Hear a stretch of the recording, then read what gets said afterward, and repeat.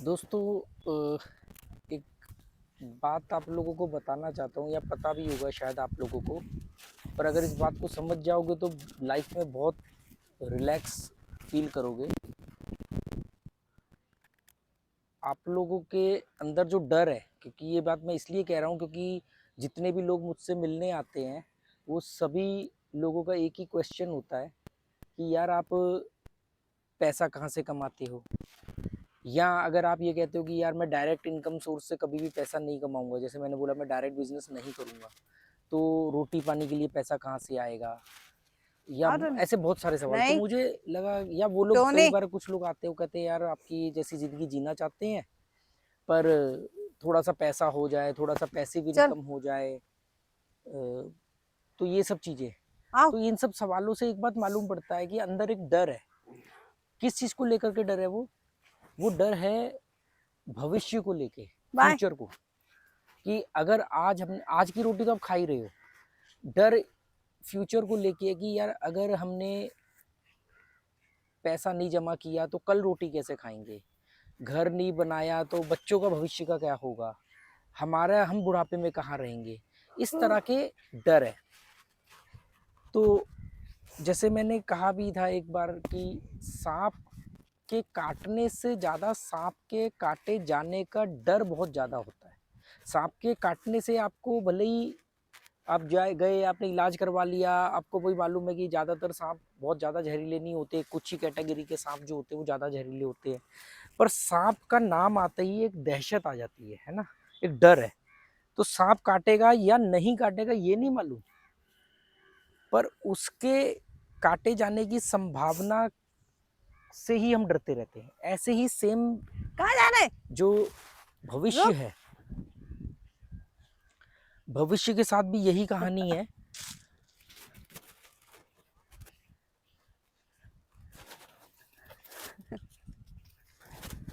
भविष्य के साथ भी यही कहानी। देखो टॉनी खेल रहा है मेरे साथ। तो इसने पूरा फ्लो तोड़ दिया, टोनी भाग के आया एकदम तेजी से वहां से।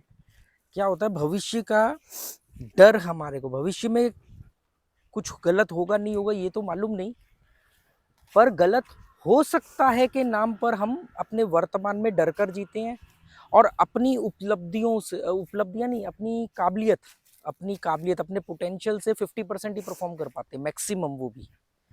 क्योंकि जो मैंने किया, या जो जो भी मतलब मैंने ऐसा नहीं कि मैं कोई बहुत बड़ा कोई वो किया, मतलब मैं जैसे कोई भी फैसला ले लेता हूँ बिना डरे हुए, अपनी जीवन से जुड़े हुए।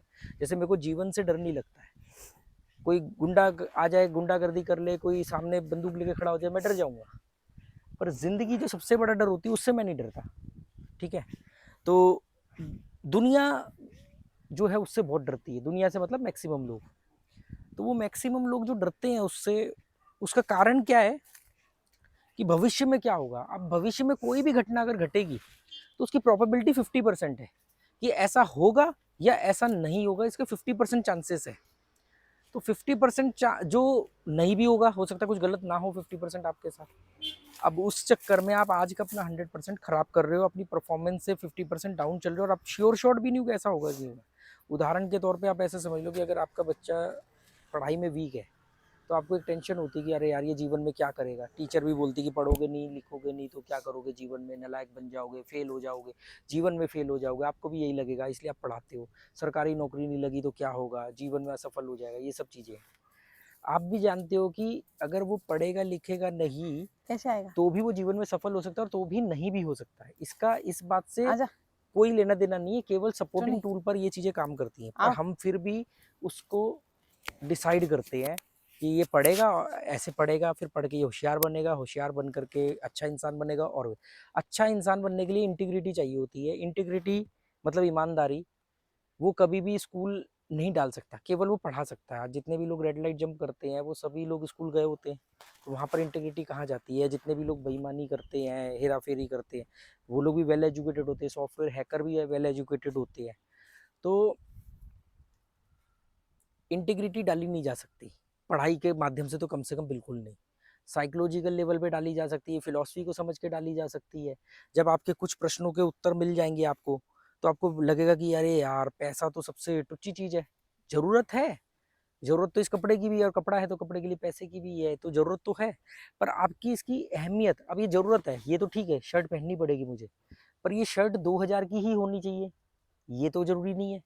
2000 की भी हो गई तो अब ये 4000 वाली होनी चाहिए। तो ऐसे करके ये जो चीज़ है ना, मटेरियलिस्टिक चीज़ें हमने जो अपने अंदर डाल दी हैं, ये उसका पंगा है। और उस भौतिकतावादी की वजह से हमारे अंदर भविष्य में डर, भविष्य को लेकर के डर पैदा होता है, और उस डर की वजह से हम वर्तमान में बेईमानियां करते हैं, अपने साथ बेईमानी करते हैं, अपने सही काबिलियत का इस्तेमाल नहीं कर पाते हैं, और इसको फिर जस्टिफाई करते हैं।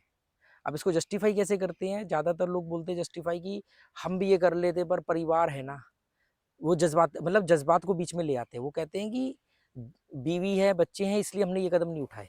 अरे उनसे पूछो कि भाई ये जो कदम आप उठाते, ये एक्चुअली में तो उनकी भलाई के लिए उठता ना। अगर आज मैं पॉल्यूटेड सिटी से आकर के एक नॉन पॉल्यूटेड सिटी में रह रहा हूँ, मतलब जहाँ पर कम पॉल्यूशन है, उसके कंपैरिजन में तो बहुत ही कम है, तो मैंने अल्टीमेटली अपने परिवार का भलाई किया ना।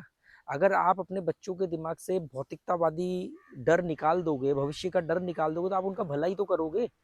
अब आप उनका भला करने के नाम पे उन्हीं के जज्बात को सहारा ले रहे हो कि इनके जज्बात की वजह से हम इनका भला नहीं कर पा रहे।